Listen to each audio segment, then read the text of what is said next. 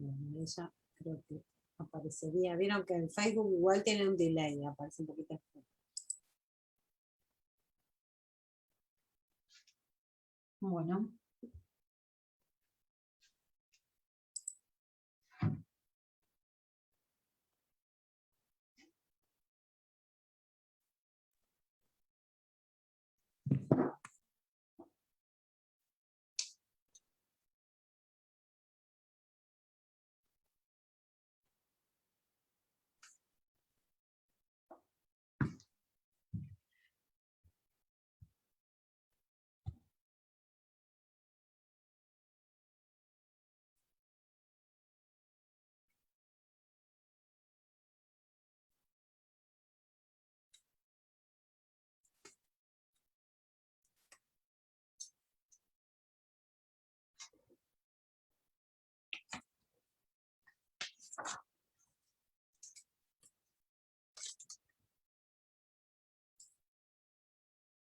Bueno, ¿cómo están?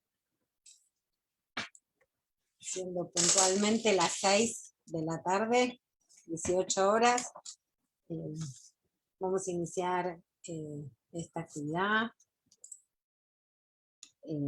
Es un tipo de encuentro, de conversatorio que se llama en vivo y en directo, porque son los conversatorios que organizamos desde Intercambios, que tienen por fin o por objetivo una conversación relajada, tranquila, como si fuera un living. Vamos a ver si podemos ponernos en esa onda para conversar, quitando un poco de la formalidad y de la estructura más rígida de una mesa, de un congreso, de una conferencia. Así que bueno, esa es la invitación. En esta ocasión se llama Transversalizando la perspectiva de género en el campo de los consumos de sustancias, y nuestras invitadas son Lucha Capra, que es trabajadora del Cuña Guapa, que es un dispositivo comunitario en el municipio de San Martín, que tiene mucha experiencia de trabajo en el territorio, muy interesante el dispositivo, así que estamos muy contentos que esté acá presente para contarnos sobre cómo laburan y poder pensar juntas. Y Rosario Castelli, que es antropóloga, directora nacional de Prevención y Cuidados en materia de drogas de la CEDRONAR, con quien hemos compartido el año pasado, ahora me voy a presentar yo que no me presenté, el trabajo y la gestión en la CEDRONAR. Yo este año he vuelto a Intercambios, pero me ha quedado un gran recuerdo de un trabajo muy intenso y muy rico y con mucha perspectiva, así que también estoy muy contenta en lo personal y en lo institucional como Intercambios también, de poder contar con una directora nacional de nuestra Secretaría de Referencia para las políticas de drogas, ¿no? A nivel país, a nivel nacional, así que muchísimas gracias también a Rosario, y ya nos contará cómo están pensando y qué están haciendo. Y mi nombre es María Pia Paulovich. Yo soy psicóloga y tengo formación de posgrado en temas de ciencias sociales, en ese campo, y en Intercambios coordino el área de investigaciones. Así que bueno, vamos a hablar, a ir interviniendo una vez cada una. Les pido a los que están viendo la transmisión, ¿sí?, que las preguntas que tengan, que se les ocurran, que las hagan, que compartan. Así que bueno, yo voy a ir anotando y después devuelvo y hacemos ronda, ¿sí? Así que bueno, le damos la palabra entonces a Rosario. Muchas gracias. Bueno, hola a todas, todes y todos. Primero que nada, gracias Pía por la invitación y a Intercambios. Comparto la mirada en relación a trabajar juntas, así que me alegra mucho estar compartiendo este espacio también, y también con Lucha, que representa a una organización enorme de laburo hermoso en este tema, con quien trabajamos un montón, así que muy contenta de este espacio, primero decir eso. Nos parece central desde la CEDRONAR, en principio, generar estos espacios de encuentro, de intercambio, que nos sirven para seguir pensando en nuestras prácticas, ¿no? Cada una desde su inserción. Así que celebro esta invitación. En principio, lo primero que quiero decir es que desde la CEDRONAR coordinamos las políticas integrales sobre drogas en el país, y lo primero que vimos en relación a la nueva gestión, digo, a incorporarnos a un Estado de nuevo presente y que busca seguir ampliando y garantizando derechos, había una vacancia enorme en este tema de género y diversidad en el abordaje de los consumos, y entonces creamos una coordinación de géneros y diversidad, un poco para empezar a pensar desde prevención esas temáticas y para pensar políticas de cuidado para las distintas poblaciones con las que trabajamos, y también para poder acompañar mejor a los dispositivos y a los espacios que conforman la red enorme con las provincias y con todos los municipios con los que trabajamos y con las organizaciones sociales. Así que, en principio, el trabajo siempre es integral cuando es intersectorial y compartido. Nosotros venimos pensando, primero lo prioritario en este tema tiene que ver con definir el problema. Entonces, el problema de los consumos es un problema complejo que tiene un montón de dimensiones, y para hacer un abordaje integral, la perspectiva de género tiene que ser transversal a todas las políticas. Entonces, esto que acabo de decir no implica que haya un área de género y que entonces todas las cuestiones de género van a esa área, sino que lo que pensamos tiene que ver con transversalizar la mirada, por eso el nombre muy atinado de este espacio de discusión. Venimos haciendo un esfuerzo enorme desde el feminismo por instalar estos temas en la agenda pública, y ahora desde el Estado, quienes nos toca estar en este lugar, por instalar esta mirada transversal en todas las políticas públicas. Entonces, celebrar eso, que haya cada vez más espacios que piensan este tema, desde las organizaciones, desde cada ministerio, con cada área, cada espacio, cada dirección de cuidados, cada coordinación, cada área que se ha creado para pensar políticas en cada sector. Nosotros definimos a los consumos problemáticos como una situación compleja con muchas dimensiones que tienen que ver con lo que le pasa a las personas y no con las sustancias. Entonces, lo que les pasa a las personas también tiene que ver mucho con su género. Y lo primero que quería decir era, en relación a qué implica pensar la transversalidad de las políticas de género, es una decisión, digo, hablar de eso y no hablar de qué le pasa a las mujeres, que también vamos a hablar de eso. Me parece que es, lo primero que hacemos es definir cómo opera la categoría de género en la construcción de las políticas públicas, y cómo opera la categoría de género en la construcción de identidad en las personas. Entonces, digo, todas las acciones que nosotros venimos pensando, que tienen que ver con el abordaje, con la prevención, con la promoción, con el acompañamiento, con la atención, con fortalecer a los equipos de trabajo, con fortalecer a la tarea diaria de cómo se organizan esos espacios de trabajo. En todas esas dimensiones está la pregunta por cómo opera el género ahí. Eso es por un lado eso, y por otro lado, me gustaría como plantear algunos ejes que venimos pensando para caracterizar cómo juega esa dimensión de género en las motivaciones de consumo, en lo que le pasa a cada persona en el cuerpo, en lo que le pasa a cada persona en la relación con las sustancias, en lo que le pasa a cada persona en la relación con otras, en un contexto específico. Dicho esta introducción, en principio nosotros nos enfocamos desde el marco de la Ley de Salud Mental en acompañar los consumos problemáticos de sustancias como parte integrante de la salud mental, y desde un enfoque de derechos humanos. Esas dos cuestiones son imposibles de pensar sin transversalizar la mirada de género. Yo siempre digo género y diversidad, nosotros decimos, pero porque también a veces la categoría de género en las políticas públicas se ha usado mucho como sinónimo de mujeres y políticas focalizadas para mujeres. Pero nos parece eso, que en realidad lo que pensamos es que la identidad de género tenemos todas las personas, se hayan o no preguntado por eso. No todo el mundo se pregunta alguna vez si quiere o no ser mujer o varón, aunque le hayan asignado esa identidad al nacer. Pero me parece una pregunta válida también para hacer en los espacios en los que trabajamos cotidianamente. Y venimos, en ese sentido, lo que voy a decir ahora tiene que ver con algunos datos que tenemos. Los datos no reflejan esto porque los datos que tenemos a nivel nacional son construidos de manera muy binaria. Las categorías también con las que pensamos las investigaciones, las preguntas, la construcción de estadísticas para después mejorar las políticas tienen que ver con cómo definimos el problema. Entonces, sí tenemos un montón de datos desagregados por mujer-varón, de decir eso, porque a veces también hablamos de población femenina como si eso fuera un sinónimo de hablar de mujeres. Pero sí tenemos datos que dicen eso, la tercera parte de los consumidores de sustancias del mundo son mujeres, de esas personas solo 1 de cada 5 en el mundo acceden a un tratamiento, digo, piden ayuda, digamos, en ese sentido, y en Argentina esos datos son mucho menores, digo, si bien vemos como que la brecha de desigualdad de género en el consumo de sustancias se va cada vez achicando más, que si hay alguna brecha que no queríamos que disminuya es esa, pero sí es así, la tendencia digo, en los últimos 10 años muestra eso. Sí, hay de las mujeres que consumen sustancias, solamente el 2% pide ayuda. Digo, esos son los datos que tenemos nosotros en el Observatorio Argentino de Drogas.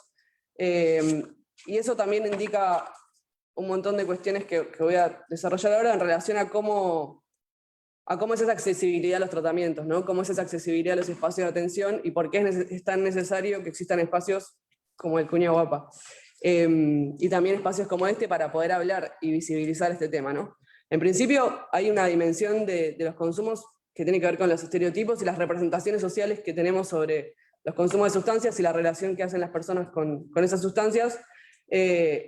Sobre las mismas sustancias hay diferencias en cómo las contemplamos, o sea, las sustancias ilegales están mucho más asociadas a la masculinidad, a los varones, a la transgresión de las normas, digo, cuando vemos el uso de psicofármacos o drogas legales, la verdad es que hay mucha más prevalencia de consumo en las mujeres en esas sustancias. Tenemos muy pocos datos, no voy a decir cero porque hay muchas investigaciones más militantes de los consumos en la población travesti trans y LGTB menos. Te vemos como roja de repente, Pía. Te iluminaste, te estás prendiendo fuego. Me parece que mi cámara se está por romper. El feminismo. Me gusta igual, me gusta. Digo, en principio los estereotipos de género influyen en cómo vemos el problema, ¿no? No en si existe o no, sino en que podamos verlo. Entonces, los consumos de las mujeres están mucho más invisibilizados y cuando son visibilizados están mucho más estigmatizados, ¿no? Digo, no se corresponde con el rol tradicional que esperamos de una mujer en base obviamente al sexo asignado al nacer. Entonces, en principio, la complejidad de esto tiene que ver con poder como acercarnos a esa problemática desde un montón de otros lugares. En principio, generar espacios para que eso pueda ser dicho, ¿no? Ser explicitado. Digo, espacios para donde se pueda visibilizar eso. Y muchas veces en las instituciones del Estado son principalmente responsables por prácticas expulsivas, ¿no? Cuando alguien visibiliza alguno de esos consumos. Entonces, cualquier acción que hagamos tiene que fortalecer esa accesibilidad, pero primero transformar la institución, digo, para que esa accesibilidad sea posible. Por otro lado, en relación a los consumos, digo, muchas veces otra dimensión que está muy linealmente asociada a los consumos tiene que ver con la violencia, y las explicaciones de eso siempre son como insuficientes, o porque asocian linealmente las violencias a esos consumos y lo ponen como una consecuencia, y lo que nosotros venimos nombrando hace muchos años desde el feminismo tiene que ver con una dimensión estructural de esas violencias que por supuesto precede y excede al consumo de sustancias, y además porque el consumo tiene consecuencias distintas para cada persona y no tiene una explicación lineal. Entonces, digo esto porque acompañar las situaciones de consumo es acompañar un montón de dimensiones de la vida de las personas, y en todos los espacios donde acompañamos mujeres que consumen, acompañamos también situaciones de violencia, y es necesario pensar esas dos problemáticas de manera vinculada, ¿no? Entonces, nosotros cuando hablamos de los consumos problemáticos, hablamos de los consumos en general, y eso implica hablar de capitalismo y hablar de patriarcado, y cómo esas estructuras determinan la forma en que nos vinculamos, la forma en que producimos subjetividad, la forma en que nos desarrollamos en la vida, digo, los trabajos que podemos hacer, los que no, la forma en que formamos familia o entornos afectivos de otra manera, qué relaciones establecemos, qué tipo de actividades hacemos, qué tipo de trabajos, y cómo esos entornos y condiciones y medio ambiente de trabajo condicionan también nuestro estado, digo, nuestro bienestar o nuestro malestar.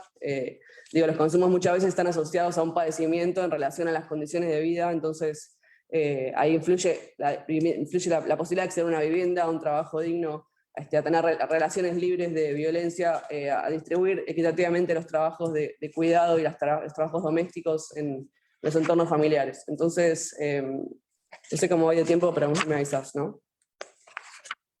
El siguiente punto y eje, voy nombrando como temas, pero para que después los charlemos. Esto que decía en relación al estigma sobre las mujeres, este estigma se ve como duplicado cuando esas mujeres o son madres o están en un proceso de gestación. Por supuesto, no es solamente a las mujeres, es a las personas gestantes en general, pero cuando alguien tiene un embarazo, si el consumo de las mujeres estaba invisibilizado, cuando alguien cursa un embarazo, este consumo es hipervisibilizado, y lo vemos al revés, y de repente esa persona se convierte en el mal, y en vez de ser acompañada, es moralmente juzgada, señalada, digo, desde un montón de instituciones. Entonces, ahí vemos que de vuelta otra vez a las personas fallando en relación a los mandatos y estereotipos de lo que se espera de ellas. Entonces, acompañar eso también es un desafío en relación al sistema mismo, ¿no? Lo que es lo que tenemos que cambiar. Ahí, después si hay preguntas, pero cuento acciones concretas, pero por ahora me parecía que estaba bueno como desarrollar algunos ejes y temas. En relación después al trabajo con las masculinidades, y voy nombrando distintos ejes porque justamente pensar género es pensar eso, también cómo vamos a trabajar con los varones para desarmar algunas ideas en relación a cómo se asocia linealmente ese cierto tipo de consumo, ciertas prácticas y ciertas representaciones que tenemos sobre los consumos a formas de ser varón en esta sociedad. Entonces, el mandato de la agresividad, el mandato del aguante, el mandato de la resistencia, el papá dándole al hijo de 13 años un vaso de alcohol para que se haga varón, digo, tenemos un montón de imaginarios que circulan todo el tiempo y que es necesario como repensar y sobre todo visibilizar y cuestionar donde sea posible, porque después se hace muy, muy difícil también vincular esos consumos. Tapan un montón de malestares, pero también son formas de socializar y de vincularse con otras y otros. Entonces, eso incide después en las relaciones afectivas, en la posibilidad de que un varón se responsabilice por sus acciones o sus violencias y se culpe al consumo. Digo, hay un montón de consecuencias de esos estereotipos concretas en la vida cotidiana de las personas, y obviamente se acompañan esas situaciones, pero hay que cambiar estructuralmente esas condiciones que hacen a la desigualdad y a esas relaciones de violencia. Y por otro lado, digo, los estereotipos de los varones que no realizan estas prácticas generan ciertos lugares de fragilidad, debilidad, sensibilidad, que por supuesto están muy lejos de la idea hegemónica que tenemos de masculinidad. Por otro lado, en relación a los cuidados, dos cosas. Una tiene que ver con el cuidado del propio cuerpo y la salud, digo, que en general parte de este aguante en relación a los varones y a ser fuerte y tal, también tiene que ver con la falta de acceso a los cuidados del cuerpo, digo, a ser débil cuando uno pide ayuda en alguna institución, y por otro lado, a la organización de los cuidados en la vida familiar, doméstica, en los entornos afectivos y en las redes afectivas que establecemos las personas. Ahí tenemos un montón de datos que muestran cómo siempre son las mujeres las que se hacen cargo de los cuidados en relación a los consumos problemáticos de otros varones, digo, de las personas que llaman, por ejemplo, solamente por citar un área nuestra, la línea 141, el 70% son mujeres, y de esas personas solo el 5% llaman para pedir ayuda por sí mismas. El resto siempre están llamando por un varón de la familia, ex, amigo, sobrino, etc. Digo, y en 2018 solo el 3%, o sea, son cada vez menos llamados. Estamos obviamente impulsando un montón de estrategias de accesibilidad para que eso no sea así, pero la verdad es que los trabajos de cuidado están como completamente relegados a las mujeres, y también es la culpa cuando hay alguien que falla en eso, digamos. También hay un montón de grupos, de organizaciones de madres que problematizan esto colectivamente, que es el modo en que también nosotros podemos cambiar algo de estas condiciones, digo, sacar a esta problemática de la dimensión individual en cada persona y nombrar el hecho social que constituyen los consumos problemáticos. Y las madres son las responsables de lo que les pasa a sus hijos. O sea, si el hijo se droga es culpa de la madre. También como trabajar con las mujeres implica desarmar esos lugares de responsabilización total sobre los cuidados, pero también sobre las problemáticas que tienen los hijos, por supuesto nadie pregunta dónde están los padres. Eso es obviamente no es solamente para los consumos problemáticos, es más general.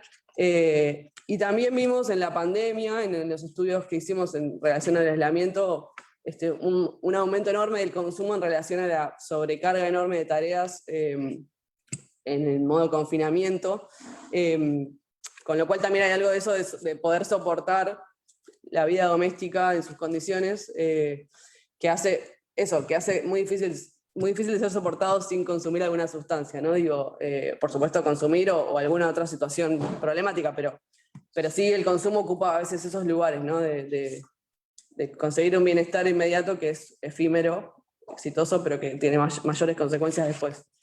Y por último, en relación a las relaciones sexoafectivas, vale la redundancia, digo, también hay una idea ahí de que las mujeres siempre son las encargadas como de rescatar al varón, de ayudarlo, de salvarlo, ¿no? Digo, estoy con esta persona y me rescaté, ¿no? Como también una carga enorme en ese lugar que ocupan las mujeres en las relaciones, que hace también que después sea muy difícil identificar cuando ellas tienen algún problema en relación al consumo, o pedir ayuda porque siempre están a cargo de salvar a algún varón, ¿no?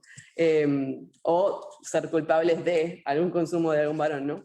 Entonces, digamos que hay un lugar bastante desigual en lo que nos toca. No me quiero pasar, ¿estoy bien de tiempo? Bueno, en principio como algunos ejes centrales... 2 minutitos más y... No, está bien, igual ya... retomamos.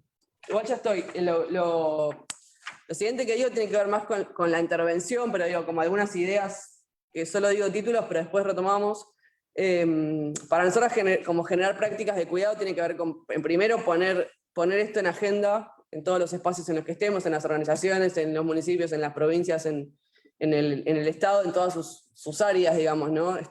Sacar el lugar de que el área de género se tiene que ocupar de esto, sino trabajar para transformar las instituciones, que es principalmente lo que después va a poder transformar la realidad de las personas, ¿no? En ese sentido, generar estrategias de prevención es también difundir información, es acercarse, es convocar grupos, digo, los espacios. Nosotros tenemos un montón de dispositivos con los que trabajamos y el 70% de las personas que van son jóvenes y la mayoría son varones, digo, y hay una idea general de que siempre los espacios están ocupados por varones y que hay muy pocos lugares para mujeres.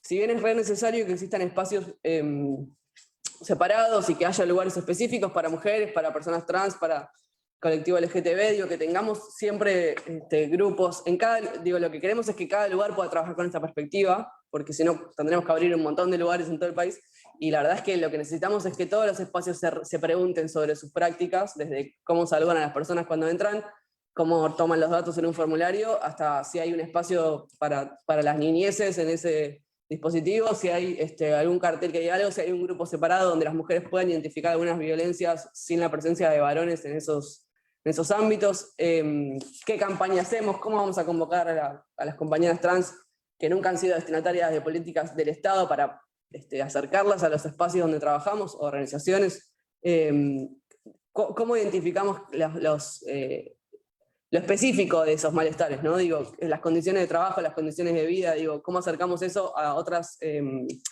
herramientas del Estado que no tiene que ver solamente con acompañar el consumo, sino con acceder al documento, acceder a un programa social, acceder a un empleo, acceder a una beca de estudios, acompañar la formación, el desarrollo sociolaboral de esa persona, los vínculos afectivos, sean familiares o sean extrafamiliares.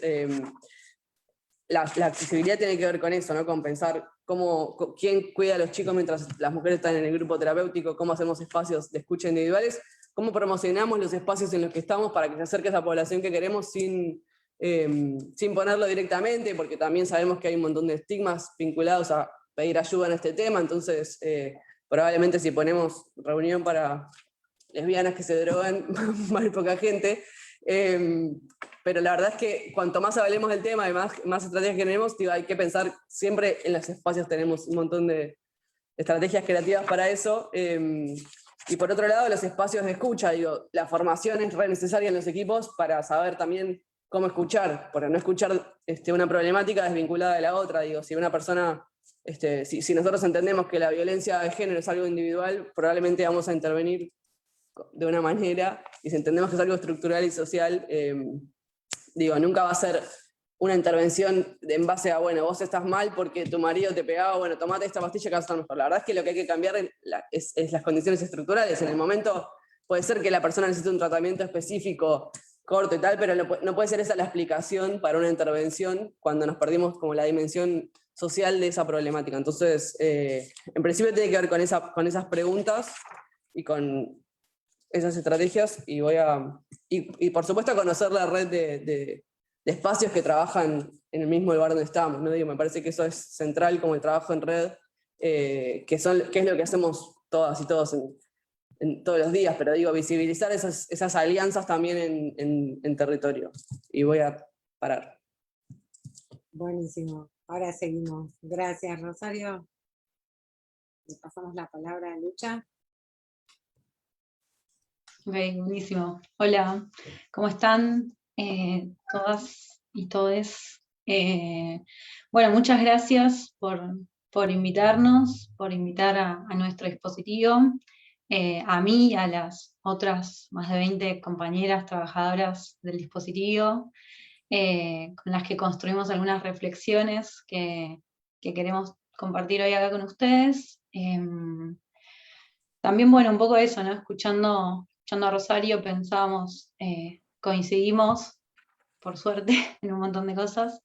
Digo, también como esa articulación entre los dispositivos comunitarios, las organizaciones, el Estado, digo, es algo que está medio ahí como intentando tomar una forma hace tiempo, y coincidimos también en que es a partir de los feminismos o los transfeminismos ese impulso, así que celebrar sí, el espacio, y también que podamos problematizar estas discusiones en un montón de lugares, creo que, digo acá, pero también en los barrios donde estamos nosotras, problematizarlo con las vecinas, problematizarlo digo, con en diferentes lugares y momentos, porque bueno, eso también nos da como la posibilidad de seguir pensando mejores estrategias, o más y mejores estrategias.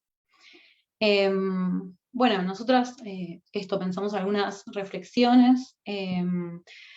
La primera por ahí tiene que ver un poco con la necesidad de seguir poniendo en tensión algunos modelos hegemónicos, y retomar algunas preguntas que nosotras nos hicimos cuando empezamos a construir nuestro dispositivo y que medio como práctica constante nos hacemos, y que tienen que ver con, por ejemplo, desde dónde se piensa a las personas que atraviesan situaciones de consumo problemático.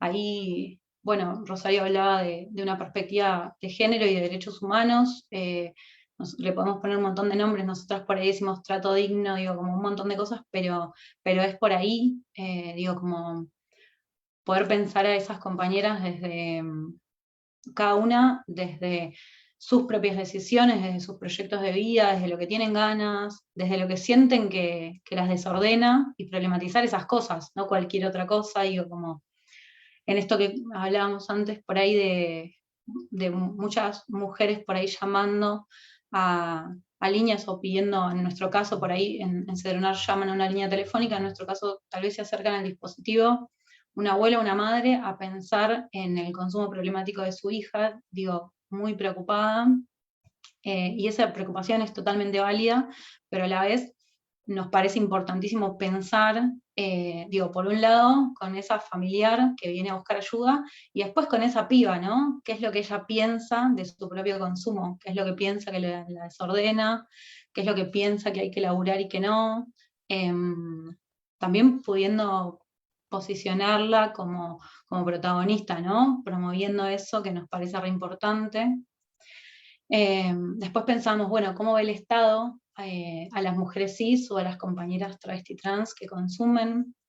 Digo, ¿desde qué lugar se las piensa? ¿Desde qué lugar se las mira? ¿Desde qué lugar se las estigmatiza? ¿Qué lugar queda para la comunidad travesti trans que consume o que es usuaria de drogas o que se autopercibe de distintas maneras en relación a esto? Cuando ni siquiera hay como instituciones destinadas a laburar lo específico del abordaje con esta población. Digo, esto en prácticamente nada, mucho menos en los consumos problemáticos. Y después pensábamos también que lo pensamos en general, en esto de cuánto es el espacio público que nosotras tenemos habilitado, ¿no? Para consumir, para transitar, para vivir, para trabajar.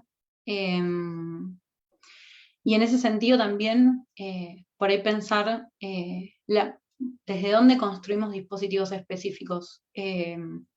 Cuña Guapa trabaja únicamente con mujeres cis, lesbianas, travestis, trans, no binarias y cualquier identidad por fuera de los varones cis, a los que pensamos que se les corresponden prácticamente a quien se le direcciona casi todas las políticas públicas, no solo de consumo, sino en general.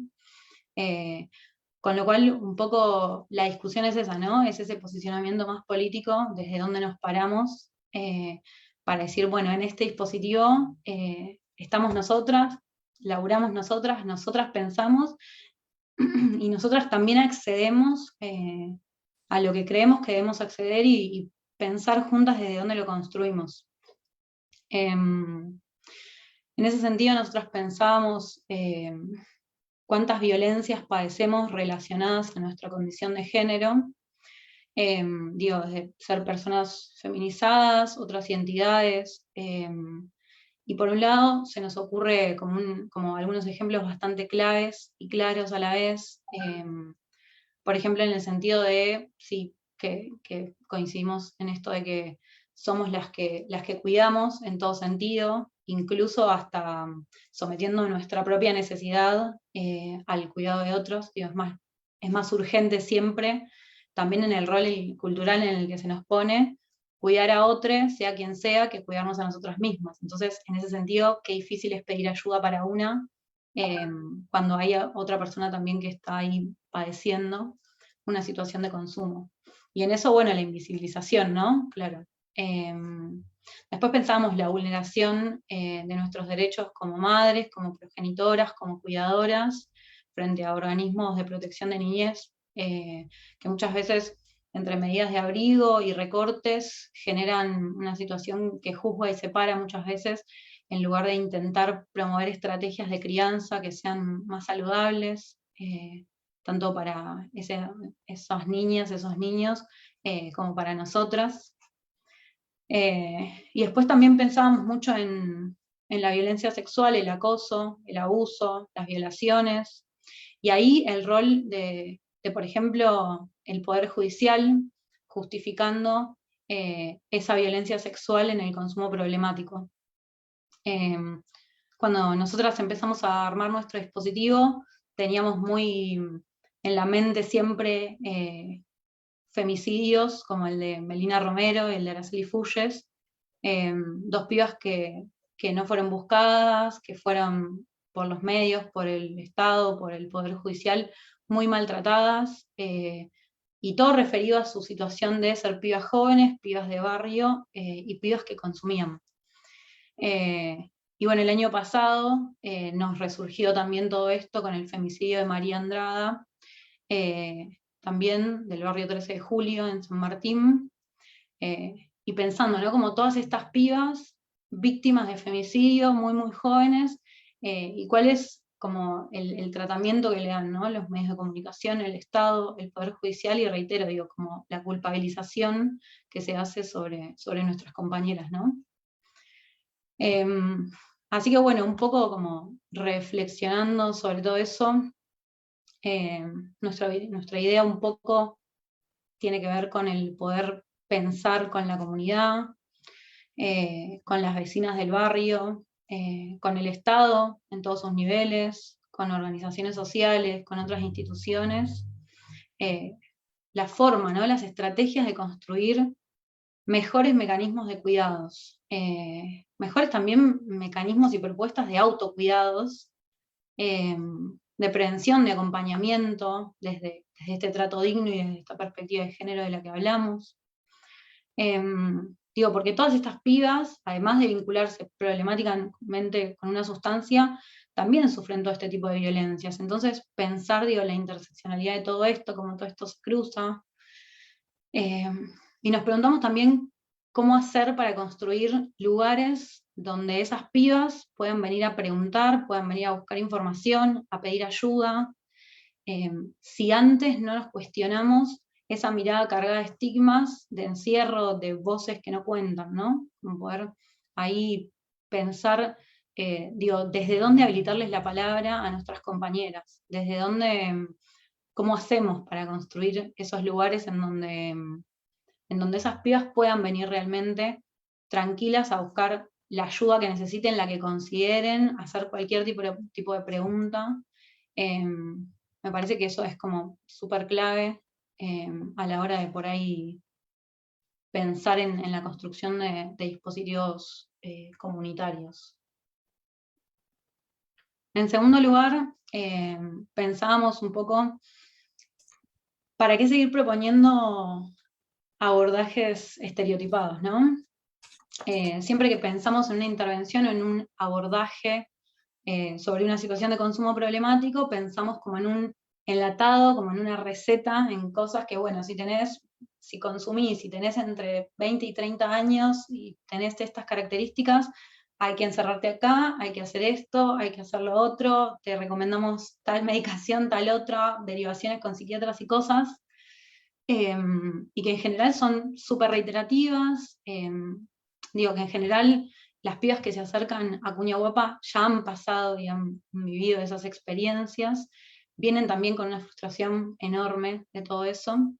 Y pensar, en estos enlatados o recetas, que en la teoría, son magníficos por ahí, pero bueno, que en la práctica sabemos que dejan afuera a la mayoría de las mujeres, a la mayoría de las personas travesti trans, en principio por el simple hecho de su condición de género, no se piensa ni desde la integralidad, ni desde una perspectiva de género, desde esto que charlábamos recién de cómo llenar una planilla, o preguntar pronombres, o entender cuál es el nombre que muchas veces las personas desean ser llamadas por ese nombre y no por otro. Y después pensamos, ¿no? Cómo se ve solo un recorte, un pequeño pedazo de esa persona, que es el consumo problemático, ¿no? Como cuando te acercás a una institución, lo que se ve de vos es qué consumís, cuánto, con qué frecuencia, si sos un riesgo para alguien, para vos misma, pero nunca se piensa en términos de poder ampliar un poco eso, ¿no? De pensar desde otro lugar a cada una de esas personas, teniendo en cuenta que detrás de esa problemática de consumo hay una persona, y que eso es lo que debería importarnos más allá de todo, y que lamentablemente es lo que menos importa en general. Y pensando en este tipo de abordajes que provocan altos niveles de frustración, como esa sensación, lo que nos pasa a nosotras, siempre es como cuando recibimos ahí a las compañeras y pensamos su trayectoria, su recorrido, cómo llegaron hasta acá.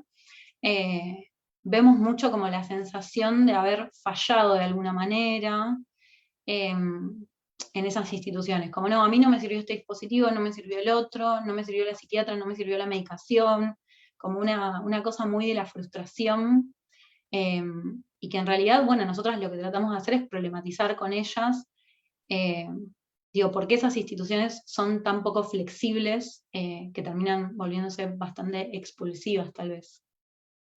Y bueno, en ese sentido, sobre esos abordajes más estereotipados, desde Cuña Guapa pensamos en trabajar mucho con las particularidades de las personas, con las características personales, con los deseos, con los intereses, entendiendo también que las personas primero son personas, que son sujetas de derecho, y que a la vez, en esta intención de no hacer un recorte, poder pensar a esa piba por fuera de esa situación de consumo. ¿Qué hacía antes?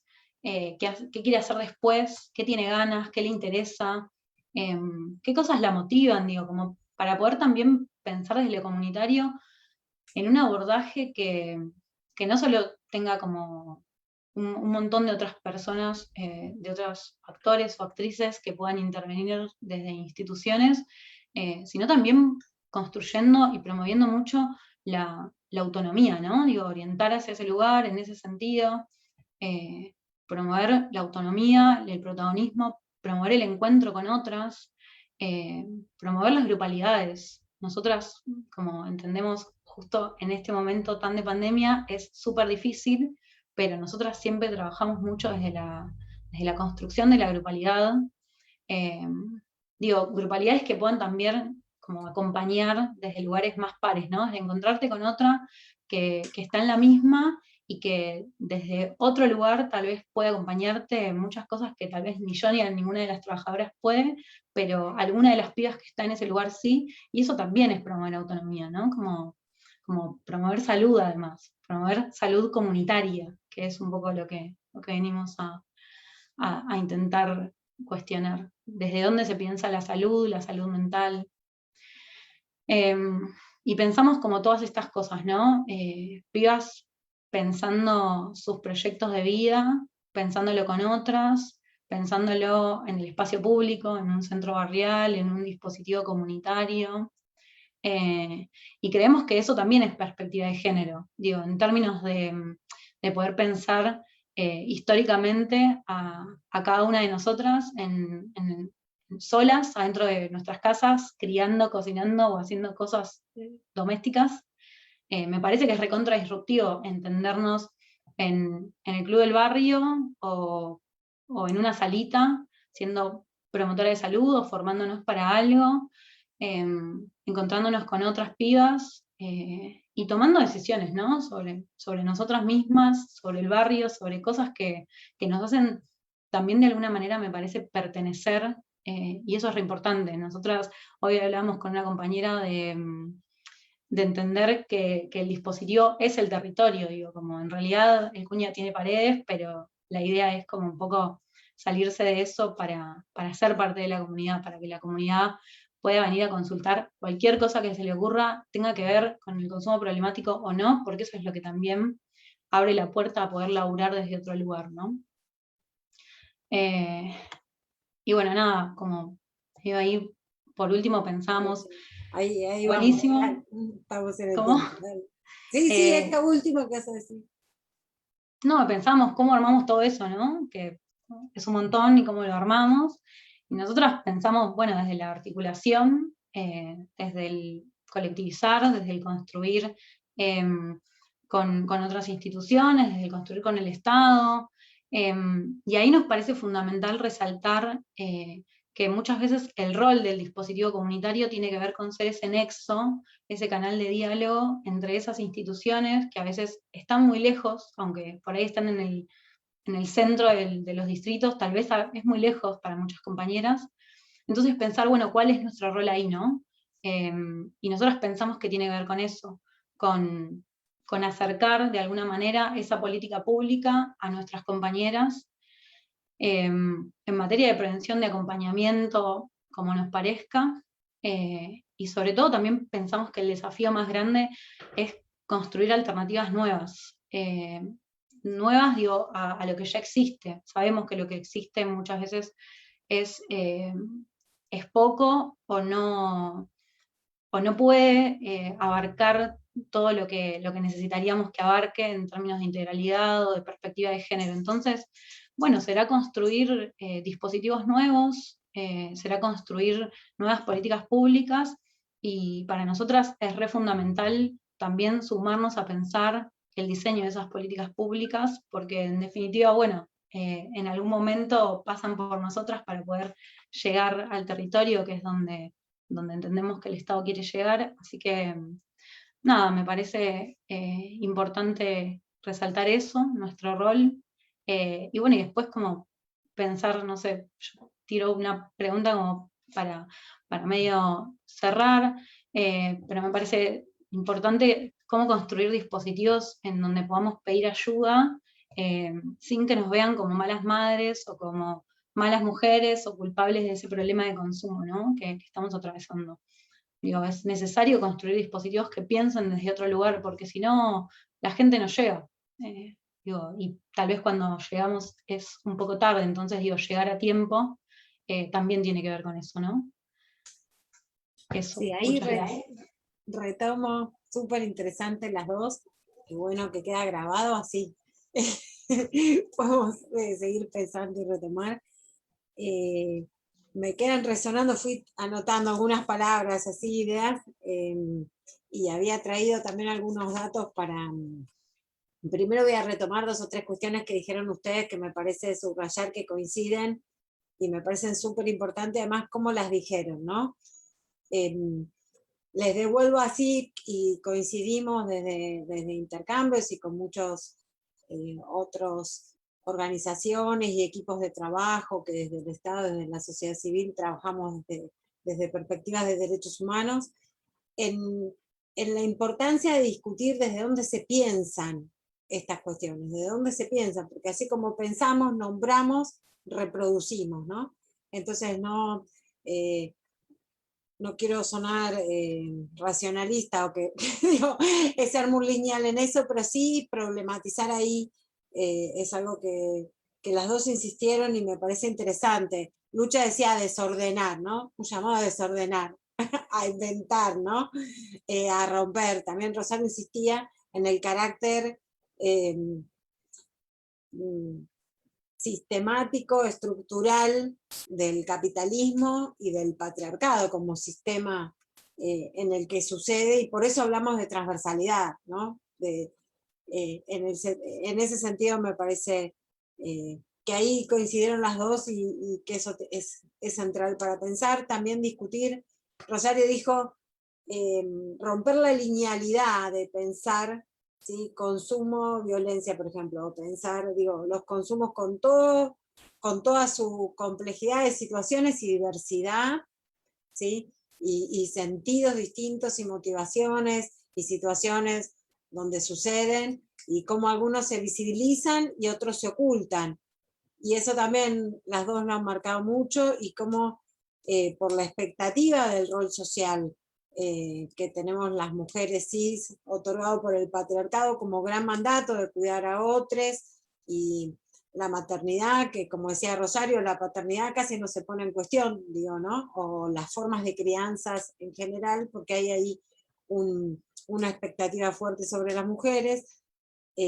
Hace 2 años hicimos en intercambios, en 2019, un estudio entre ciudades, un multicéntrico, de los de Salud Investiga, de Salud, lo hicimos de intercambios con varios hospitales públicos, también el municipio de Bariloche, que veo que están por ahí escuchando a algunos compañeros de ese equipo.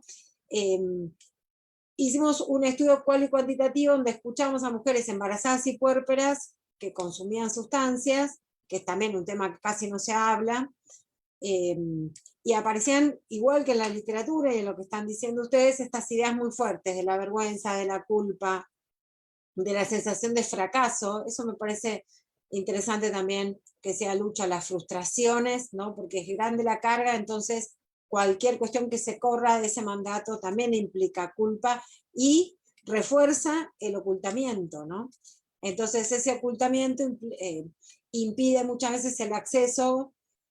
Si estas personas dicen, bueno, necesito ayuda, o quiero hacer un tratamiento, o me interrogo sobre esto, cómo problematizo, ni se habla, porque este mismo mandato se asocia a un fuerte silencio, ¿no? Entonces hay un doble estigma sobre las consumidoras de sustancias, además cuando son madres, ¿sí? O cuando ejercen la función materna, y el mandato de cuidar a otros por sobre una misma también, ¿no? Y además en este estudio lo que encontramos fue en mucha soledad, ¿no? En situaciones de soledad, de buscar mucho las estrategias de autoatención, más que las colectivas, ¿no? También asociado en general al mandato, al silencio, ¿no? Y que cuentan con pocos apoyos sociales. Es una categoría interesante, ustedes nombraban mucho, ¿no? Lo colectivo, lo grupal, lo social como una dimensión central para pensar estos temas.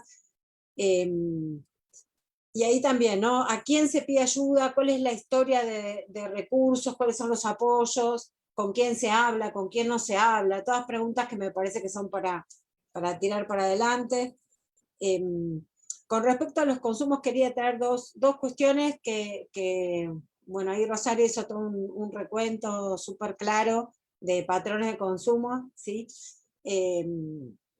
Así como los géneros ordenan las estadísticas, digamos, sobre los consumos de sustancias, otra que ordena, que diferencia patrones, es el nivel educativo, que el nivel educativo es un gran indicador del sector social. Entonces, digo, cuando pensamos géneros, también hay que cruzar, como ustedes bien dijeron, con el sector social y también con las edades, que también lo nombramos, ¿no? Como tres grandes ordenadores de variables que marcan coordenadas en los patrones de consumo. Y ahí dos cuestiones quería nombrar, sí, o tal vez tres. Uno, el consumo en las mujeres, especialmente en las de mayor edad, de psicofármacos, que es un tema que también por la industria y por los intereses del mercado en vender psicofármacos sin prescripción médica, ¿sí? Es un tema que lo trabajó en su momento Mabel Burín, pero que sería muy... Cecilia Erizaga también hizo un estudio en Cedronar muy bueno, pero es uno de los temas de los que no se habla, vinculado también a problematizar los procesos de psicopatologización del malestar de las mujeres, de la queja, ¿no? Y mejor callate, toma algo, no hables. Y ese es un tema que sigue estando lejos de la agenda, ¿no? Y de la discusión. Otro que si hablamos de consumos de pastillas, fíjense como entre los varones hay un consumo que es muy poco prevalente, pero de las pastillas es el más frecuente, que es el de estimulantes, bien estereotipado. Los varones estimulantes, sí, las mujeres tranquilizantes, ¿no? Parece de libro, pero realmente los datos muestran eso. Al mismo tiempo, los consumos de los varones, como señalaba Rosario, asociados, ¿no?, a la presión para la exposición al riesgo, al aguante. Sabemos que los varones tienen más accidentes y muertes violentas exponencialmente, y hay un fenómeno particular que es el consumo episódico intensivo, que es una sola vez tomar mucho, ¿sí? Estamos hablando del consumo de alcohol, el consumo episódico excesivo de alcohol. Tomar mucho, ¿qué sería? 2 litros de cerveza, 3/4 de botella de vino, o 4 medidas de tragos blancos, digo, para que pensemos que es mucho, en pocas horas, ¿sí?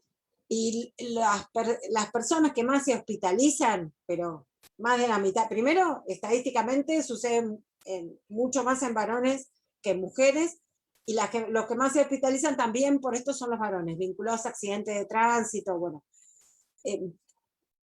Por eso la cuestión de masculinidad me parece interesante que la traigamos, y en relación a eso también, la relación que trae la lucha con las cuestiones de violencia de género, con los feminicidios, con poder también en todo ese campo y en esos circuitos de militancia, de escucha, de atención, digo, hay una movida muy grande en nuestro país de parte de los movimientos de mujeres y bueno, nada, tenemos una historia así muy importante en Argentina.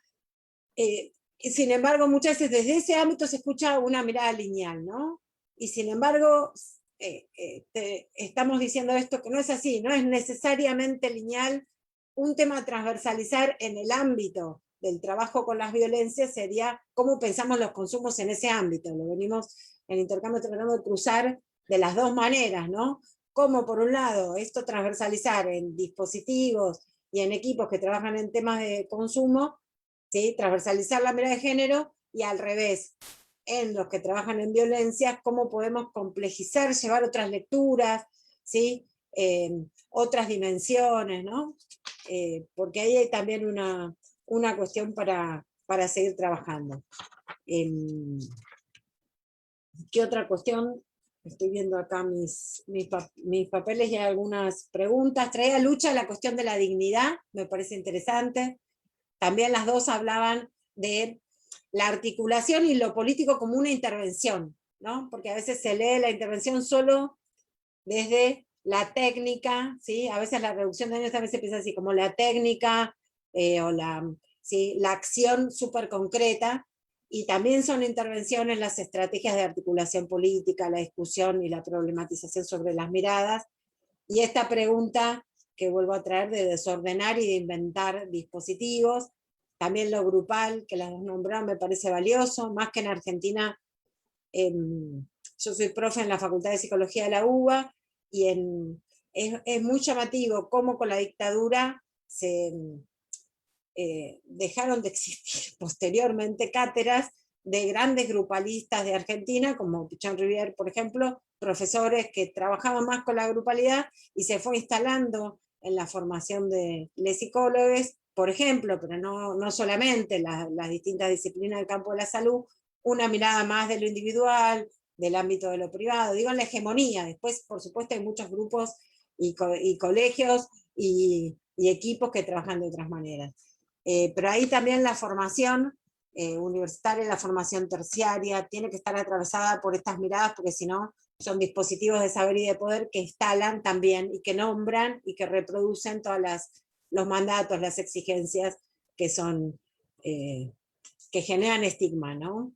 Y la última cuestión de mis puntos así desordenados, una pregunta para hacerles a ustedes sobre los ámbitos de nocturnidad, las fiestas, que muchas veces en nuestro trabajo de intercambios, trabajando tanto con PAF como con No Te Sientas Zarpado, y en trabajos que hemos hecho a nivel nacional también con el Estado, los temas de la nocturnidad y de todas las fiestas, digamos, y los lugares de encuentro, suelen ser ámbitos, sea cual sea el tipo de música de encuentro, ¿sí? Con toda la diversidad que se les ocurra, donde la mujer que tomó, ¿sí? Especialmente que tomó alcohol, si quieren vamos a eso que es como más frecuente, ¿sí? Están delegitimadas, y es como cierta construcción social que pareciera que entonces, como está borracha, habilita, ¿sí? Un maltrato. Esa es una cuestión que también hemos relevado mucho en la intervención, y es otro tema interesante para circular, para conversar. Bueno, tenemos algunas preguntas, si quieren hacemos una rondita, lo que ustedes quieran comentar de esto. Sí, vamos con las preguntas y las rondas. Yo con lo de la nocturnidad pensaba específicamente eso. Nosotras estamos medio ahí con un proyecto de algunas pibas muy jóvenes, de menos de 18 años, para que se formen sobre todo en lo preventivo. Básicamente para saber qué genera el alcohol en tu cuerpo, qué genera determinada sustancia o la mezcla de esas sustancias. En esto de tener la información, ¿no? De que la información es poder, y que de última ellas con esa información puedan decidir qué quieren o qué no quieren hacer, o qué están pudiendo o qué no están pudiendo, y de última es una herramienta que pones en la mano de pibas muy jóvenes, digo, como para poder empezar no desde el no tomes, no hagas esto, no hagas lo otro, o eso está mal, y de lo abstencionista, sino de poder problematizar, che, esto es un garrón, o sea, si pasa esto, como después, acto seguido, pasa esto otro. Digo, poder pensar diferentes estrategias, y me refería a eso cuando decía de cuidados y de autocuidados, no sé, de no dejarse solas, de che, si vamos todas, tratemos de volver todas juntas, como pongámonos tipo pautas de autocuidados entre nosotras, porque si no también es como muy difícil, ¿no? En un mundo en donde sí, de alguna manera somos también objeto de consumo. Me parece bastante disruptivo también que las pibas tengan información sobre qué pasa en sus cuerpos cuando acceden a determinadas sustancias. También como un mecanismo de pensar que las adolescentes, digo, son pibas que tienen un montón de capacidades, y que después, a partir de eso, digo, nosotros tenemos, hay mucho vínculo con las cooperativas Changuita Despierta, es una cooperativa de todas pibas de menos de 22 años, o sea, y son pibas que se inventan su laburo y que se formaron en un oficio, y son pibas que tienen un montón de información en función a los consumos. Y la idea también, digo, del espacio de trabajo es empezar a pensar cómo pensamos todas nosotras como grupalidad, más allá de lo individual, ¿no? Digo, como grupalidad, ¿qué pensamos de los consumos? Me parece que esos son los espacios que hay que proponerle a la juventud, a las adolescencias, como para pensar otra cosa, ¿no? Ya sabemos que prohibir no funcionó, como bueno, probemos con otra. Ahí coincido completamente. Quería decir como algunas cosas de lo que dijeron las dos que me parece que está buenísimo y responder a esto. Me parece que ahí rescato algunos conceptos que dijo Lucha. Primero el del deseo, digo, para pensar también la nocturnidad hay algo como completamente regulado y para mí también se vincula a lo que dijiste antes en relación a la autonomía. Construir autonomía también es esa decisión, ¿no? Digo, parece que la autonomía era consumir libremente, entonces eso que yo decía de que se achicó la brecha de desigualdad en relación a cuánto consumimos, pero no hay una pregunta sobre por cómo se consume y en qué contexto y cómo estamos antes y cómo nos pega y cómo lo hacemos colectivamente y cómo se ritualiza ese consumo. Pero hay algo de ese deseo que obviamente es autonomía que primero es prohibir el consumo, después es, bueno, si estás embarazada no podés, si sos madre menos porque es mucho peor. Después están esas estrategias de autocuidado y la autoprescripción de medicamentos que pasan de generación en generación y de amiga y de cartera en cartera. Digo, nosotros venimos pensando muy fuerte también eso de los psicofármacos porque tiene que ver con esto que vos dijiste, Pía, de la individualización de las problemáticas sociales, digo, de entender que una persona está mal por algo que le pasa a esa persona en su subjetividad y borrar la dimensión del contexto y que eso se va a arreglar consumiendo alguna sustancia. Digo, así lo receta un profesional, o así no tenga receta, o así, digo, por supuesto si tiene receta y dura 2 semanas, si es por un periodo corto y es un tratamiento acompañado integral, genial. Si ese profesional tiene mirada también del contexto, hay gente que no. También eso que vos dijiste me parece central, la diferencia entre estimulantes y tranquilizantes, y se vincula completamente con el modo en que las personas habitamos los espacios de la nocturnidad y el espacio público, que es otra cosa que quería rescatar de lo que dijo Lucha. Me parece que la nocturnidad está muy vinculada a cómo se ocupa el espacio público y a cómo se vinculan las personas ahí, y la verdad es que coincido con lo de tener información y también exigir ciertas cuestiones, tanto a los varones que transitan esos espacios como a los propios espacios. Digo, nosotros venimos trabajando como, por un lado, con los empresarios de nocturnidad, comercios, espacios de expendio de bebidas alcohólicas, para que no le vendan a menores, pero también para que no dejen solas a las personas. Digo, hicimos en el verano una campaña de cuidados con todos los empresarios de la nocturnidad y balnearios, etcétera. Y ahora estamos trabajando con UTCRA. Está bien que la nocturnidad justo es un espacio difícil de hablar ahora, que nos produce bastante nostalgia, pero la verdad es que sí, venimos pensando estrategias ahí porque así como se instaló que si estás en un boliche con tus amigas no te puede venir un varón y tocarte el culo, digo, también se instala esto, ¿no? Te tienen que dar agua, no te pueden cerrar una canilla, no te pueden dejar sola. No pueden echar a 2 grupos de varones si se están peleando porque salen a la calle y se matan, porque ya lo vimos pasar. Digo, la verdad es que hay muchos lugares que se responsabilizan de eso y nosotros también discutimos un montón de los espacios de nocturnidad. Por supuesto no son todas empresas, ahí también juega la variable capitalista. La gente, o sea, hasta las 5 de la mañana se puede vender alcohol, le venden a una piba aunque esté reventada y después se va a su casa sola, nadie sabe cómo se fue. Esas estrategias de cuidados que el feminismo instaló muy fuerte en no te vayas sola, digo, también difundirla para las juventudes en general, digo, avisar cuando llegás, tal, que no dejen irse nadie solo en ese estado, digo, por supuesto conocer los efectos sobre el cuerpo, discutir también los modos que se produce esa información y esas recomendaciones, porque la verdad es que hay muchos textos que hablan de un modo muy biologicista, ¿no? Digo, decir, bueno, las mujeres es un vaso y los varones son 2 vasos. ¿Qué mujeres? ¿Qué cuerpo? ¿De qué cuerpo estamos hablando? ¿Qué edad? O sea, ¿qué masa corporal? ¿Mujer cis, mujer trans? O sea, también cómo se construye esa información, digo, porque es cierto que digo, hay muchas, pero también los estereotipos de belleza, qué pasa con esos cuerpos, digo, qué le pasó a ese cuerpo, como decía Lucha, en la trayectoria de esa persona, digo, si tuvo situaciones previas de salud, si tuvo alguien que la cuidó en la infancia, si sabe cómo se lavan los dientes o no, digo, cualquier práctica de cuidado, de autocuidado del cuerpo, pero también de registro del propio cuerpo. Digo, hay algo de ese registro que está muy negado en un montón de personas y eso tiene un montón que ver con el género.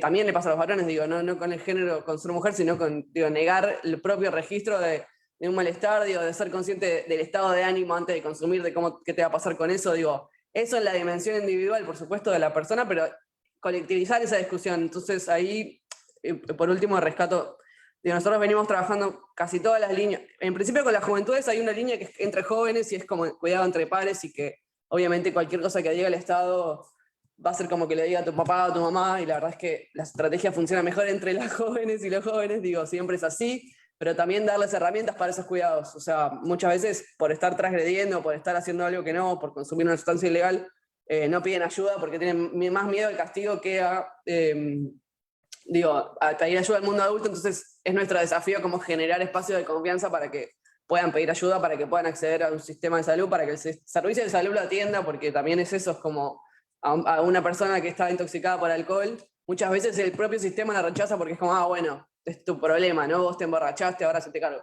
La verdad es que de eso hay un montón de situaciones de consumo problemático que no son vistas como parte de la salud mental y como esa mirada que queremos instalar de cómo abordar la salud de manera integral y colectiva, no individual.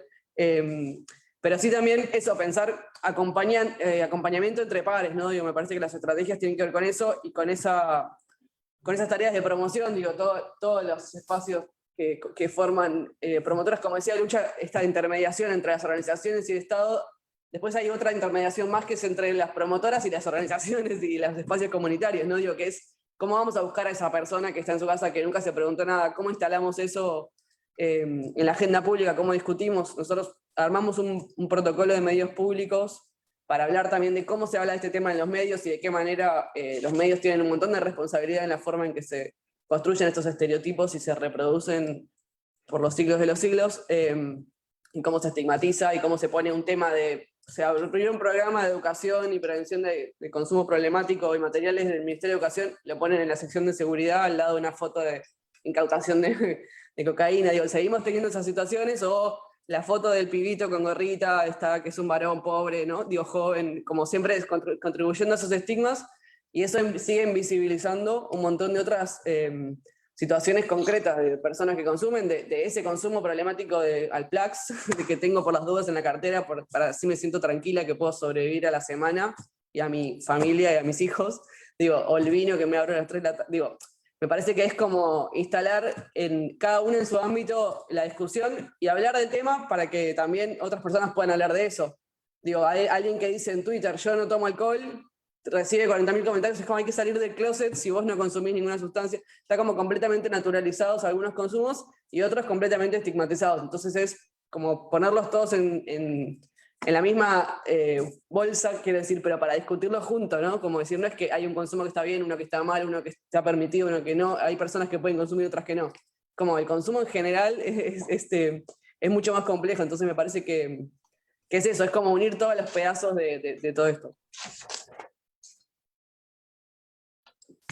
Bueno, ahí tenemos algunas preguntas. Muy interesante cómo se va armando y reencontrando las mismas reflexiones, ¿no? Ahí ahora seguimos pensando entre nosotras. Una pregunta que tenemos es, ¿incluir o tener perspectiva de género se reduce a dar lugar a esas diferencias en términos de escucharles, incluirles, pensar con? ¿De qué modo la no problematización sobre nuestros propios privilegios de género y clase como profesionales o militantes que intervenimos, que investigamos con ellos, contribuye a seguir subalternizando a mujeres y comunidades LGTBIQ+? Esa es una de las preguntas.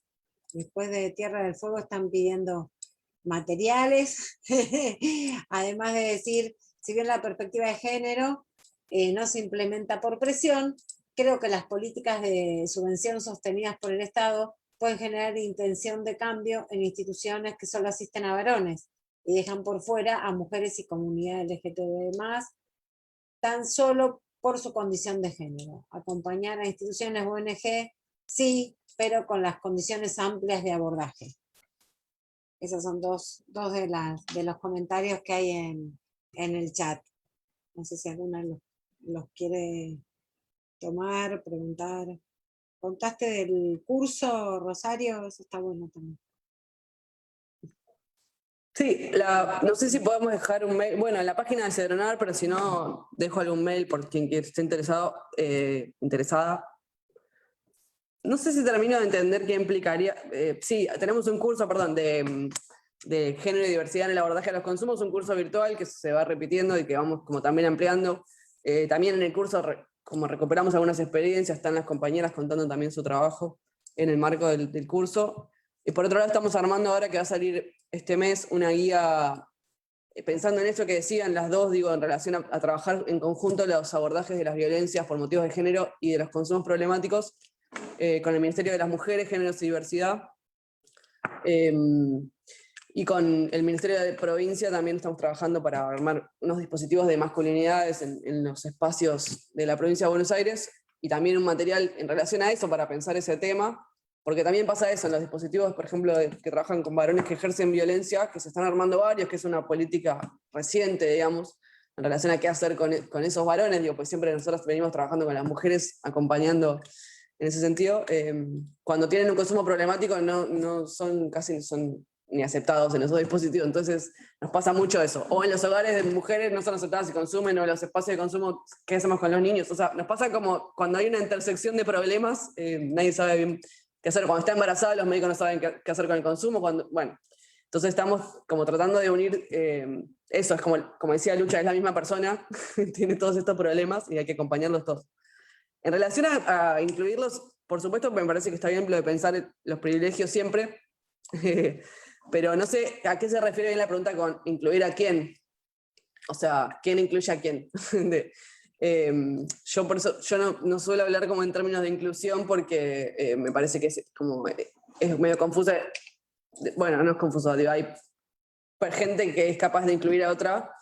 Por supuesto, el Estado tiene responsabilidades concretas, en general políticas para todo el mundo, más de acceso a derechos que ya existen, digo, y seguir armando los que no, y acceso a una vida digna. Y sí coincido con el concepto. Me parece que eso es integral, es como tener un trabajo, una vivienda, poder establecer vínculos en libertad, vínculos afectivos sin violencias, acceder a la educación, vivir en un barrio con agua potable, luz, y me parece que hay un montón de pisos. Me parece que pensar en términos de nosotros incluir a alguien en un lugar es pensar que no estamos construyendo esos lugares en conjunto. Entonces ahí sí me parece que nuestra mirada tiene que ver con eso.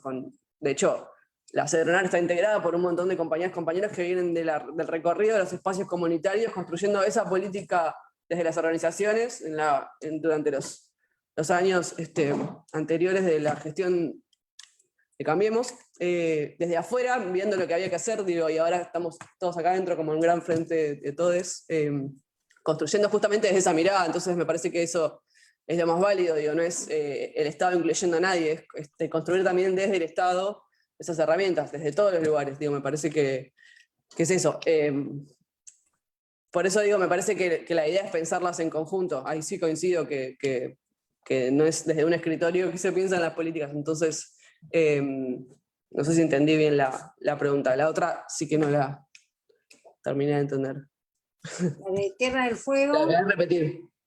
Dice, la repito, dice, si bien la perspectiva de género no se implementa por presión, creo que las políticas de subvención sostenidas por el Estado pueden generar intención de cambio en instituciones que solo asisten a varones y dejan afuera a mujeres y comunidad LGTB más, tan solo por su condición de género.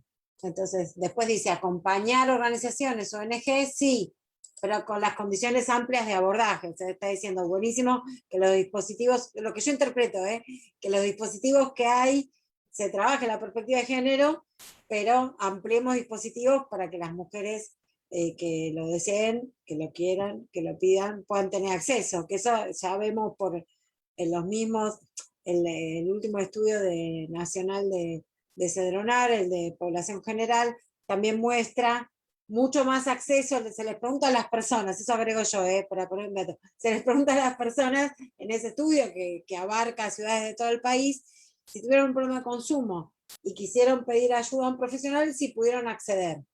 Y los varones contestan el 65, 60, no sé cuánto por ciento que sí, pero las mujeres es el 25, o sea, fíjense, casi, no llega a un tercio, pero casi. O sea, ahí el tema de la invisibilidad juega un rol muy importante, y este mandato de pensar en los demás por sobre pensar en sí mismas, ¿no? Entonces, nada, ahí la cuestión del acceso también para dispositivos para mujeres que sí lo requieran o que quieran estar, no separarse de sus hijos en el caso de que los tengan, para sostener algún espacio de tratamiento. Bueno, ahí, como decía Rosario, se empiezan a combinar, a interseccionar las situaciones, ¿no? Sí, por ahí nosotros pensamos un poco digo, por un lado se me ocurre que el acceso tiene mucho que ver, digo, con construir otras miradas sobre esas personas, y después también con acercarlo, digo, a nosotros nos pasa que estamos en el barrio de Costa Esperanza, al fondo de San Martín, al borde del Camino de Buen Aire, en el último de los últimos de los últimos, y digo, ahí también lo que sucede es que la única forma de que las políticas públicas lleguen a nuestras compañeras es a partir de las promotoras organizadas, digo, ni siquiera de las, por ahí, de tan todo muy librado al azar, digo, si esas promotoras no están contenidas dentro de un dispositivo, dentro de una organización, que pueda nuclear de alguna manera eso, y conducirlo de alguna manera a ese objetivo más político, que es más grande, que la sola asistencia de una persona en situación de consumo, me parece que es por ese lado. Como digo, poder pensar en las... Nosotras venimos discutiendo que la figura de las promotoras son fundamentales. A nosotras nos parece que son las trabajadoras sociocomunitarias que efectivamente están en el momento del conflicto, en el momento, digo, y también poder pensar a esas personas como trabajadoras y también en el trato digno que necesitan y demás, porque bueno, son en definitiva, o somos las compañeras que de alguna manera acercamos esa política y generamos ese acceso, digo, ya sea por gestionar un turno o por llamar a esa institución y decir, che, le diste un turno, pero la compañera no pudo llegar, le pasaron un montón de cosas en el medio, necesitamos que reprogramemos ese turno y que además la persona que la atienda teniendo en cuenta este informe que nosotros vamos a mandar, que cuenta un poco la trayectoria, el recorrido de esta compañera para que no sea solo lo que,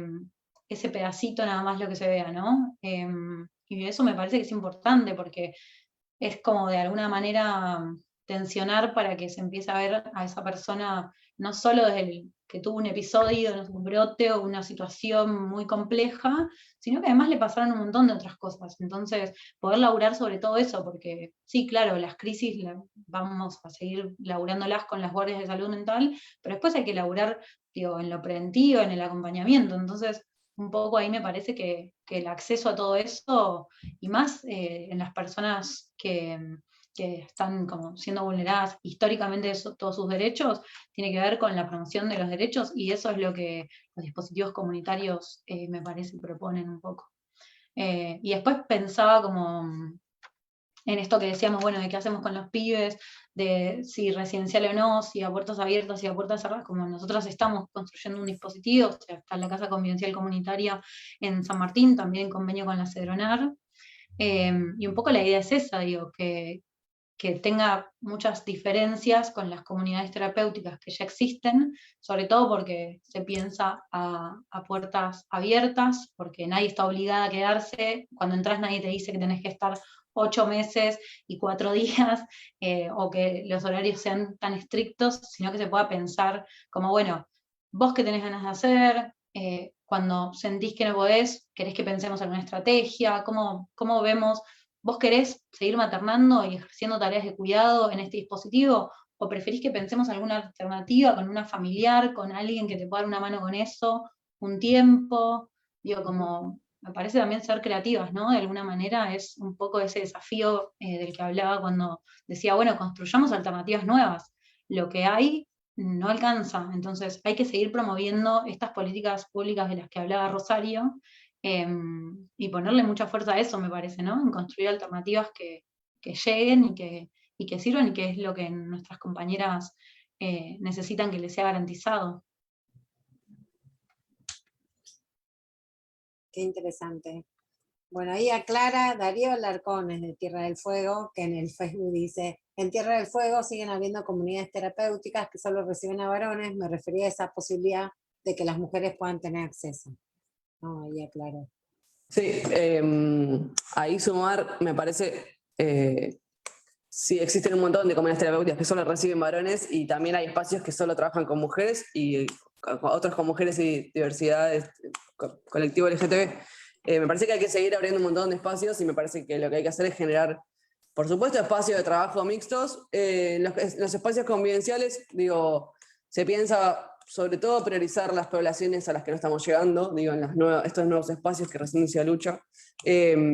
Comunidades terapéuticas, por la ley de salud mental, en el formato que estaban abiertos no se pueden abrir más, entonces no es que se van a abrir espacios, sí se están readecuando y estamos acompañando, por lo menos con las que nosotros trabajamos, ese proceso, pero sí todos los espacios ambulatorios, centros de día, etcétera, con los que trabajamos en la red, tienen que poder acceder a esa mirada, a esa mirada transversal, y sí, a veces es necesario generar espacios diferenciales para trabajar algunas cuestiones que en los espacios mixtos no salen, y no se pueden acompañar de la misma manera.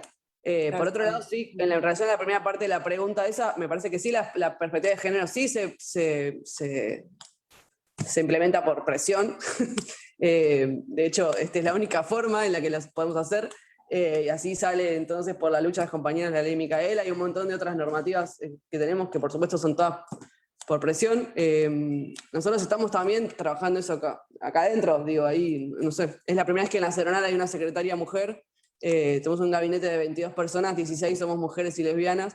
Entonces, y la paridad legislativa hizo que entren las mujeres a las listas, y de otra manera no hubiera sucedido eso, igual aunque las listas las arman los varones, igual las mujeres entran por esas normativas. Entonces, me parece que sí, hay algo de instalar en la agenda eso. Por supuesto, ahí respondiendo a la otra pregunta de los privilegios,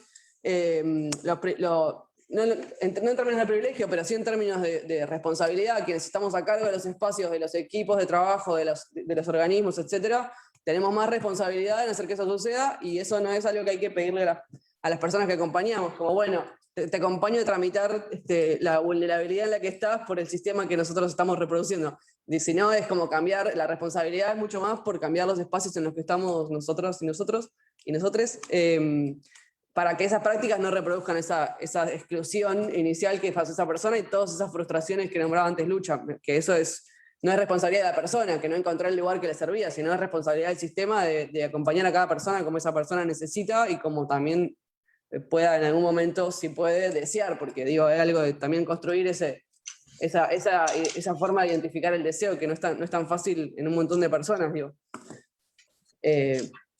no sé si eso responde la pregunta. Ahí tenemos otras preguntas, voy a leerlas y vamos siguiendo. A ver, Lucha, si en algo te querés meter por ahí, avanzamos. Primero desde Jujuy, les compartí también a ustedes en el chat, les digo por si quieren leer las preguntas, a veces se entiende mejor leyendo que escuchando. Ailén de Jujuy dice: gracias por el espacio. En Jujuy existe un dispositivo para personas en situación de calle y uso de sustancias psicoactivas. El primero en la provincia, abierto para mujeres y comunidad LGTBI, según como cada uno lo escriba, ¿no? LGTQ más. Estamos de a poco construyendo el espacio de géneros. Un desafío en este territorio y realidad. Qué bueno en Jujuy. Eso. Y después, Pablo Hernández dice: es fundamental, creo, el pensar y promover dispositivos de apoyo, de encuentro y de intercambio en el territorio, donde circule información y herramientas para todos. Gracias por este espacio, con corazón violeta.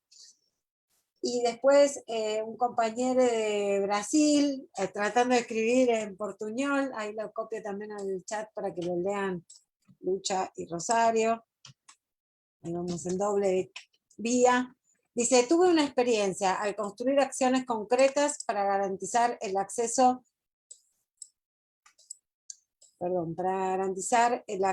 de mujeres cis y trans a un servicio de salud para personas que consumen drogas. Vimos mejoras de patrones de uso en muchos de los hombres usuarios del servicio, produjo en muchos casos. Era como si cambiar comportamientos para acoger mejor a las mujeres en servicios les reportara beneficios a esos varones, digamos, ¿no? Especialmente en lo que respecta al uso abusivo de alcohol y drogas. Se entendió perfecto. No sé si es Denis Petuco, porque no, tiene otro nombre por ahí, pero se había presentado al inicio, creo que sí. Un beso. Bueno, no sé qué quieren comentar de esto, Lucha y Rosario, siguiendo la ronda.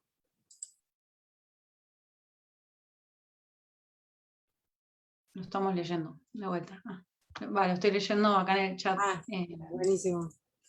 Sí, me parece que aparece, ¿no? Cómo impacta el trabajo, algo del trabajo mixto, por ejemplo, entre todas las identidades y realidades, o también espacios específicos, ¿no? Con distintas situaciones, que es un poco una tensión en estos temas, ¿no? Cuando Sí. lo inespecífico, ¿sí? Que abarque, que no convoque tampoco, o que no circunscriba a un tipo de situación particular que además queda nombrada o señalada que puede reproducir estigmas, y cuando hacer algo específico, porque por ejemplo es claro que en espacios grupales las mujeres y diversidades no hablan lo mismo estando soles que estando, ¿sí? Con varones cis. Y los varones cis también en grupos soles hablan distinto entre ellos o individualmente, no sé, como también inventar, romper esta idea de generar nuevos, me gusta como lo enunció Lucha, de Sí, desordenar, ¿no? De armar otras cuestiones y además después sistematizarlas, discutirlas, compartirlas para que circulen, ¿no? En esa tónica, si digo, para los que están escuchando, después ven estos videos, hay un material que pueden encontrar en la página de intercambio que se llama Ideas Poderosas, donde compartimos, lo lideró Paula Goldsman, compartimos ideas para intervenir que nos parecían potentes desde la práctica, ¿no? Desde la práctica en lo comunitario, en lo territorial con adolescentes, pero son herramientas para romper, para recrear.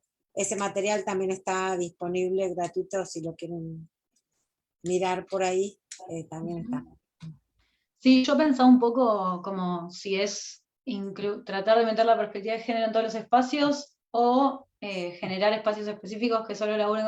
Y como, si bien no tengo la respuesta, yo tengo una posición medio personal política, si quieren, y después es algo que sí que estamos debatiendo ahí en Cuña Guapa. Lo que surge mucho es que hay como también una necesidad, me parece, sobre todo pensando en la población, ¿no? Por ahí, digo, me parece que no es lo mismo pensar cualquier espacio, tal vez que tenga como algunas herramientas más a mano o cosas más saldadas, que pensarlo tal vez en un lugar en donde hay un montón de cosas que están llegando recién.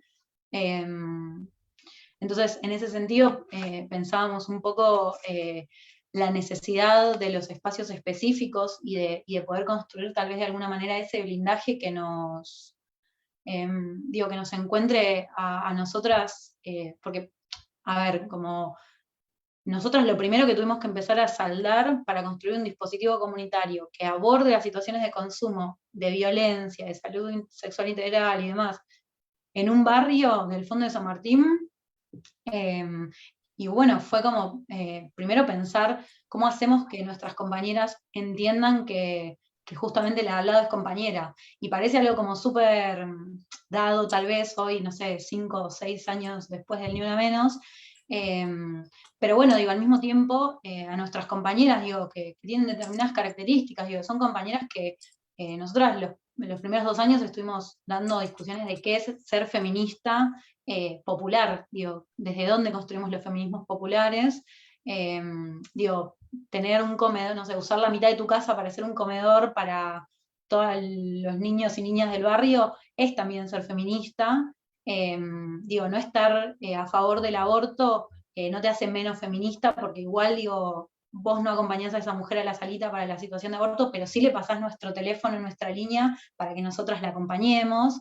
Digo, y me parece que hay que discutir como, hubo que discutir muchas otras cosas que tal vez no sé, tal vez se piensen como medio anteriores, pero para nosotras eran recontrafundantes, digo, como medio estructurales. Y en ese sentido, nosotras ser un dispositivo específico, y la verdad es que nos sirvió muchísimo, no, digo, esto de que todos los espacios sean conducidos, pensados y destinados a mujeres cis, lesbianas, travestis y trans, nos hizo hermanarnos primero de alguna manera entre esas poblaciones, entender que hay como un montón de cuestiones por las que hay que formar un solo golpe de puño, y después, por otro lado, también poder pensar, digo, ¿qué pasa con... nos pasa también pensando en otros dispositivos, que muchas veces hay compañeras que no acceden a dispositivos mixtos en determinadas condiciones porque hasta generar un vínculo de confianza, y tal vez si, digo, los barrios son como pueblos, a veces es como, bueno, si para nosotros tenemos un espacio de Totalmente. trámites migratorios, y si viene quien violentó a tu hermana, a tu prima, a tu vecina, y tal vez no sea un lugar a donde vos quieras entrar a contar una situación que te atraviesa. Entonces, por ahí yo pienso que los dispositivos específicos en esta etapa y en determinados lugares tal vez sí sean una opción, por lo menos en el corto plazo. Después tal vez podamos pensar cómo generamos esta presión que hablábamos antes y nos metemos en todos lados. Para mí hay que meterse en todos lados, pero eso seguramente sea un proceso más a mediano plazo, ¿no? Como pensando en qué batallas vamos a dar y qué herramientas y qué armas tenemos. Por ahí es un poco eso. Buenísimo. Ahí, y para cumplir con cerrar y con la última pregunta que pusiste, te recumplo hoy. El tiempo, todo. Ahí la primera pregunta que hizo Lucha de si es transversalizar la mirada o espacios específicos. Por supuesto, vamos por todo siempre. No todas y todos. Entonces, me parece que, y con el comentario que decía el compañero de Brasil, me parece que por supuesto, que las mujeres transforman los espacios donde hay varones y que un equipo se tenga que preguntar cómo trabajar con mujeres con hijos, o cómo trabajar con las compañeras trans, o cómo trabajar con una mujer que no cumple el estereotipo de buena víctima, de buena, de buena paciente, de buena acompañada. Digo, por supuesto, eso transforma al propio equipo. Que existan dispositivos específicos dentro de una organización más grande como la que integra el Cuña Guapa también, transforma la organización. Digo, y como decía Lona Berkins, que si entra una travesti a la universidad le cambia la vida a la travesti, pero si entran un montón le cambia la vida a la universidad, y me parece que eso habla de cómo queremos transformar las instituciones desde todos los ámbitos donde estamos. Entonces son las dos cosas al mismo tiempo. Me parece que los espacios específicos son necesarios porque se trabaja otra cosa, porque hay una experiencia compartida de las personas que fueron socializadas toda la vida como mujeres y que tienen inscrito en sus cuerpos esos mandatos y esas normas, esas formas de vincularse con otras, ese deseo, esa construcción que decía recién Lucha, de cómo interpelar esos mandatos es imposible en soledad, digamos. Eso me parece que, o es posible, pero es mucho más difícil, digo.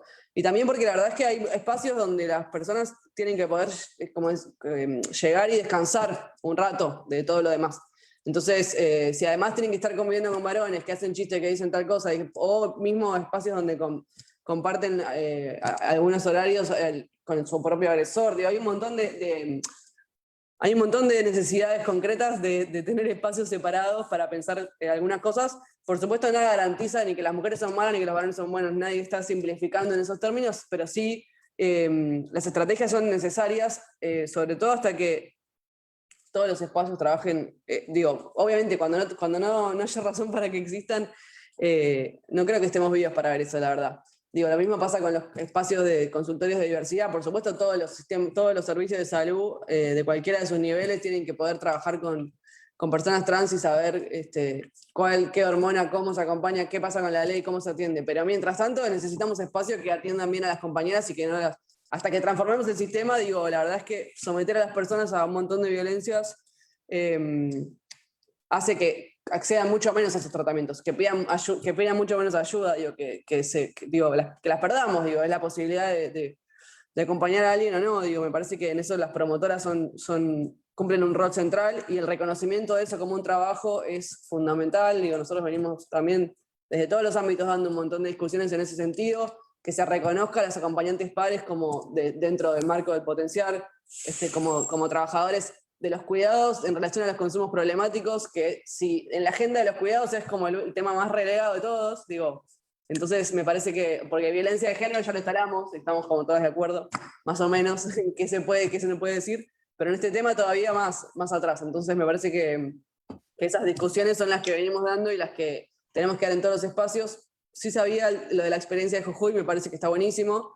Y en relación a la mirada federal, nosotros trabajamos a través de las provincias en un Consejo Federal de Drogas, donde cada provincia define su autoridad máxima en la materia, y trabajamos de la misma manera, digo, con esa misma mirada y preocupación que hacían la pregunta en relación a cómo adecuar las preguntas al contexto local y a las particularidades también de cada provincia, sin justificar con explicaciones culturales un montón de violencias estructurales, ¿no? Porque también eso se ha hecho mucho en nuestra historia reciente.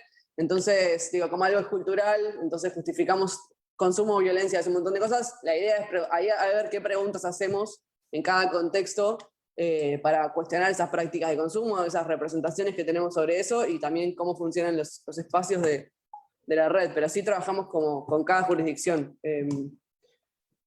Eso como cierre, y de nuevo muchas gracias. Bueno, muchas gracias a ustedes, Lucha. Bueno, nosotros para cerrar habíamos pensado 3 cosas. La primera tiene que ver con esto que acabamos de decir, así que joya que sucedió, digo, la necesidad de los espacios específicos. La segunda tiene que ver con esto que charlábamos antes, de que podamos comenzar los dispositivos comunitarios a ser parte del diseño de las políticas públicas que se piensan para dar respuesta a problemáticas que están asociadas a todo, pero además a los consumos problemáticos fuertemente, digo, como ser el acceso al trabajo, a la vivienda, a la educación, lo habíamos, creo que lo habíamos dicho ya, creo que lo había dicho Ro.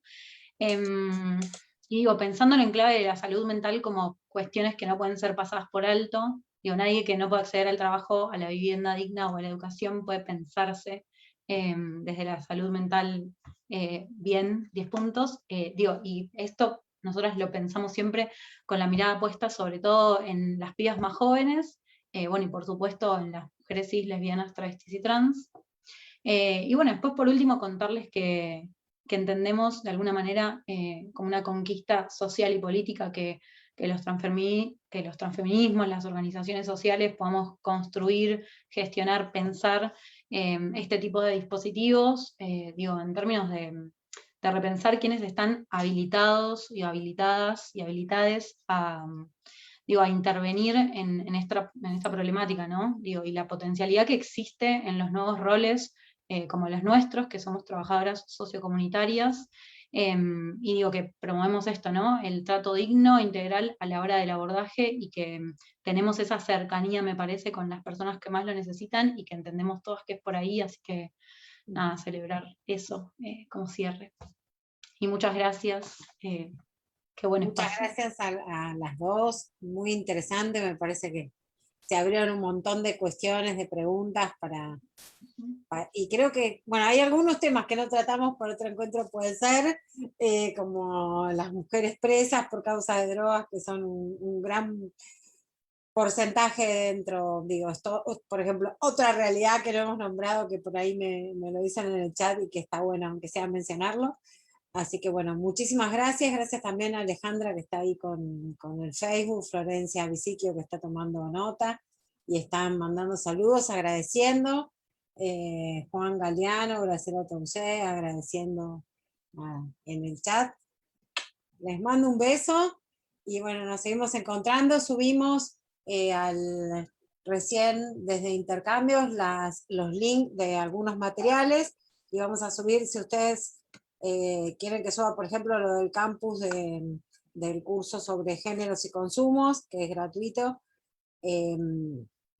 y Lucha, si hay algún material también de la organización que quieran compartir, estaría bueno para ahí seguir. Tienen un material hermoso. Tienen un material hermoso del Cuña Guapa. Dale, bueno, nunca me llegó, pasás y nunca me llegó en papel. Que nunca me llegó en papel.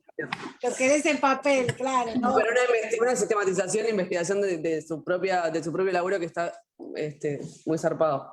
Pero lo quiero en papel. Lo quiero en papel. Sí, lo queremos impreso. Comparto. Yo tampoco lo tengo en papel, les juro. Lo tenemos en la compu. Bueno, gracias. Sí, vamos a bueno, gracias. Chao, chao. Gracias. Nos seguimos viendo. Gracias.